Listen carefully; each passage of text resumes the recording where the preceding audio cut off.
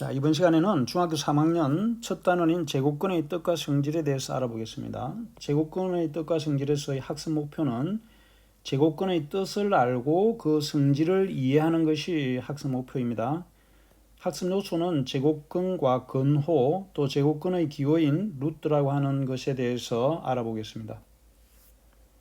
자, 제곱근은 무엇일까라고 했는데, 제곱근은 그림에서와 같이 가로, 세로가 각각 5인 정사각형의 넓이는 가로 곱하기 세로를 하면 5, 25, 25가 되죠. 그래서 그림과 같이 넓이가 25인 정사각형의 한 변의 길이는, 이때 한 변의 길이는 제곱에서 25가 되는 양수이는 것을 알 수 있죠. 그러면 5를 제곱하면 25가 되기 때문에 한 변의 길이가 5라는 것을 알 수 있죠. 예를 들면 25가 아니고 한 변의 길이가 3이면 어때요? 3 곱하기 3을 해서 9가 되겠죠. 9라는 것을 우리가 거듭제곱으로 나타내면 3의 제곱이니까 이 3의 제곱이라는 것이 넓이인데, 이 넓이를 가지는 정사각형의 한 변의 길이를 물으면 3이죠. 3을 곱해서 3의 제곱이 나왔으니까, 그래서 3 곱하기 3이니까 가로 세로가 3이라는 것을 알 수 있습니다. 이와 같이 어떤 정사각형의 넓이를 알면 그 정사각형의 한 변의 길이는 제곱하여 넓이가 되는 양수임을 알 수 있다. 좀 전에 본 것처럼 한 변이 3일 때는 9가 되는 거죠. 그래서 제곱에서 25가 되는 수를 구해보면, 제곱에서 25가 되는 것은 5도 제곱을 하면 25지만 음의 부호인 마이너스 5도 제곱해도 25가 되죠. 그래서 제곱에서 25가 되는 수는 양수도 있고 음수도 있다는 것을 알 수 있죠. 즉 양수, 음수 두 개가 있는 것을 알 수 있다.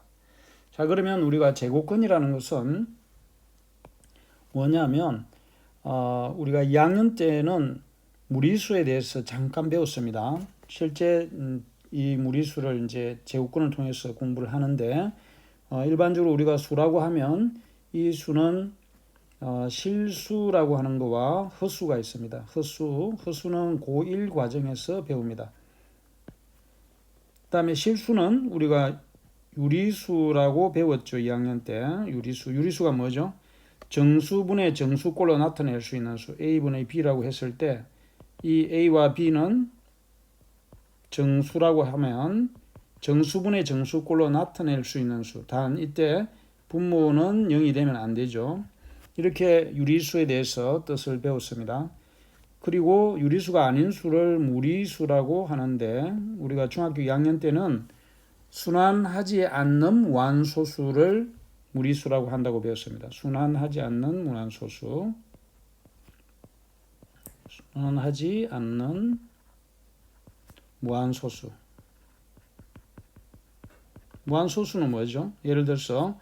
예를 들면 3.141592 이렇게 나가는 이런 것들을 우리가 무리수라고 하죠. 그럼 유리수는 뭐가 있냐면, 유리수에는 우리가 정수와 정수 아닌 유리수가 있죠. 정수 아닌 유리수는 뭐냐면 소수와 분수가 있습니다. 소수 0.1 이런 거, 분수 이런 것들을 우리가 정수 아닌 유리수라고 하고, 정수에는 뭡니까? 양의 정수인 자연수라고 하는 것이 있고, 0이 있고 음의 정수가 있습니다. 자연수에다가 음의 부를 붙인 수라고 배웠죠. 그래서 우리가 수라고 하면 중학교 과정에서는 이 실수 범위에서 공부를 하게 되고, 지금 공부를 하는 이 제곱근은 이제 무리수라고 하는 이 부분에 해당이 됩니다. 제곱에서 어떤 수 25가 만일에 나오게 되면 이 제곱하기 전의 수, 그걸 알아보니까 우리가 이 넓이라고 하는 것은 이제 양수에 대해서 따지니까 5가 있지만, 실제로 제곱을 하게 되면 우리가 음수가 이렇게 나타나는 것을 알 수 있죠. 5도 제곱하면 25가 되고 마이너스 5도 제곱하면 25가 되는 걸 알 수 있습니다. 그래서 25가 되는 두 수는 5도 있고 마이너스 5도 있습니다.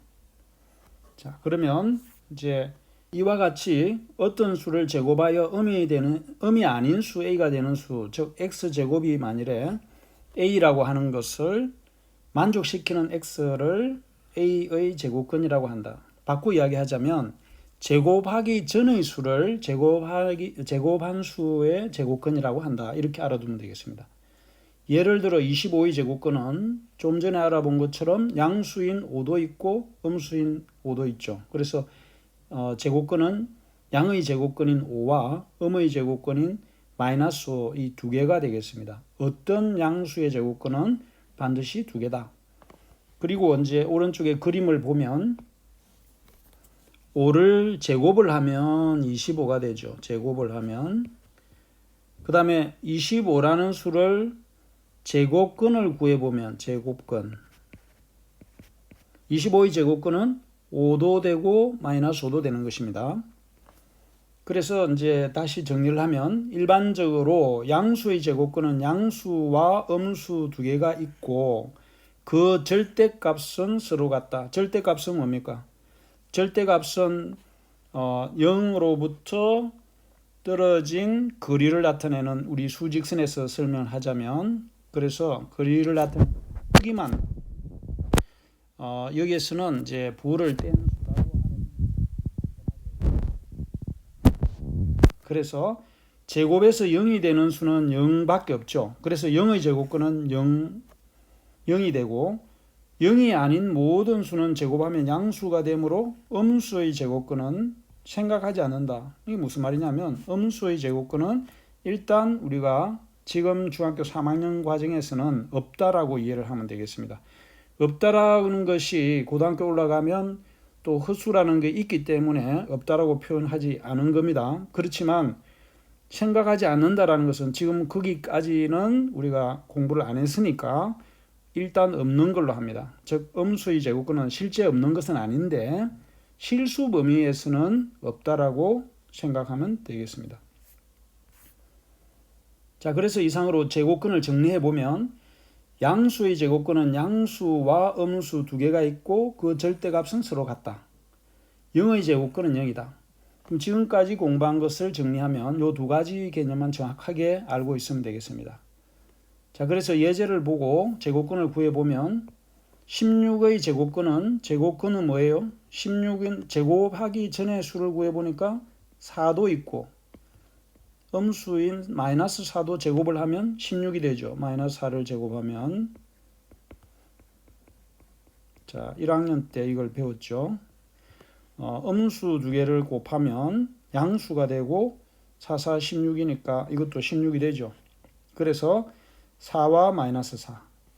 자, 25분의 9는 제곱하기 전의 수는 뭐예요? 5분의 3이죠. 그리고 마이너스 5분의 3인 음의 제곱근도 있다. 이렇게 이해를 하면 되겠습니다. 그래서 문제 1번을 잠시 생각을 해보세요. 자, 1번은 36은 제곱하기 전의 수는 뭐예요? 뭘 제곱하면 36이 됩니까? 6, 6이 36이니까 6이 되죠. 그리고는 음의 제곱근은 마이너스를 붙여주면 됩니다. 100은 10을 제곱한 거니까 10과 마이너스 10이 되겠죠. 49분의 4는 7분의 7이 49니까 7분의 4 또는 마이너스 7분의 4. 0의 제곱근은 0밖에 없죠. 그래서 0 하나가 되겠습니다.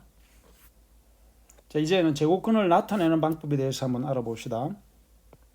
양수 A의 두 제곱근 중 양수인 것은 양의 제곱근이라고 하고 음수인 것을 음의 제곱근이라고 한다고 했는데 이제는 기호를 써서 나타냅니다. 즉 양의 제곱근은 루트라고 하는 기호를 써서 루트 A, 음의 제곱근은 마이너스 루트 A.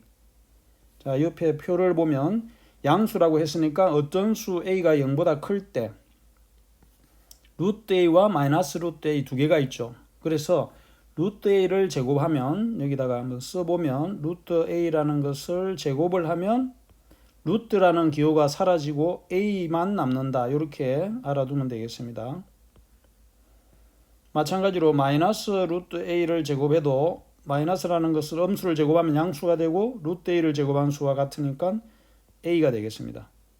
그래서 이때 나타나는 기호를 우리가 뿌리라고 하는 즉 근원이라는 거죠. 즉 제곱하기 전에 원래수 그걸 뿌리라고 해서 루트라고 하기도 하고 라틴어 레디스라고 하는 첫 글자인 R을 변형해서 기호로 사용하기로 약속을 한 겁니다. R은 이제 스몰 r은 이렇게 쓰죠. 그래서 이거를 빨리 쓰면 이 루트와 비슷하니까 루트라는 기호는 R에서 나온 거다. 이렇게 이해를 하면 되겠고, 그 다음 루트라는 이제 이것을 우리가 근호라고 하는데 루트를 근호라고 하고 루트 A를 제곱근 A 또는 루트 A라고 읽습니다. 읽는 방법은 루트 A 또는 제곱근 A라고 합니다. 그러니까 제곱근이라고 하면 이 제곱근이 뭐냐 하면 바로 루트를 제곱근이라고 한다. 그러니까 이 루트 A 또는 제곱근 A라고 읽는다. 이렇게 이해를 하고 또 루트 A와 마이너스 루트 A를 한꺼번에 나타내서 이걸 복부호라고 합니다. 부호를 중복해서 썼다고 해서 플러스 마이너스 루트 A라고 나타내고 읽을 때는 역시 플러스 마이너스 루트 A라고 읽으면 되겠습니다. 자, 이제 예를 들어서 보면 7의 양의 제곱근은 루트 7, 음의 제곱근은 이 부호를 마이너스인 음의 부호만 붙이면 되죠. 마이너스 루트 7이고 이것을 같이 묶어서 나타낼 때는 플러스 마이너스 루트 7로 나타내기도 한다. 그래서 이제부터는 우리는 간단하게 한꺼번에 나타내 봅시다. 즉 다음 수의 제곱근을 근호를 써서 나타내시오 했는데 6은 플러스 마이너스를 하고 루트만 써주면 됩니다. 11 마찬가지 플러스 마이너스 부호를 붙여서 루트 11. 사실은 루트 11과 마이너스 루트 11 두 가지인데 이거를 양의 제곱근 마이너스를 붙인 걸 음의 제곱근이라 하는 것을 한꺼번에 써서 플러스 마이너스로 나타낸 겁니다. 5분의 3은 플러스 마이너스 루트를 쓰고 5분의 3을 그대로 해주면 됩니다. 쉽죠? 0.4 소수도 마찬가지로 플러스 마이너스 루트 0.4. 이때 나중에 이제 주의해야 될 것은 사실은 우리가 0.4는 4라는 것은 2의 제곱이니까 언뜻 생각해서 0.2를 제곱하면 0.4가 아닌가 이렇게 생각할 수 있지만 그렇지 않습니다. 0.1을 제곱하면 0.04가 되죠. 이건 주의해야 됩니다. 흔히 실수를 많이 하니까 0.2 곱하기 0.1을 하면 2는 4, 소수점 아래 숫자가 2개이므로 0.04가 되죠. 이것은 한번 꼭 기억을 해 두세요. 다음에 제곱근이와 2의 제곱근의 차이점.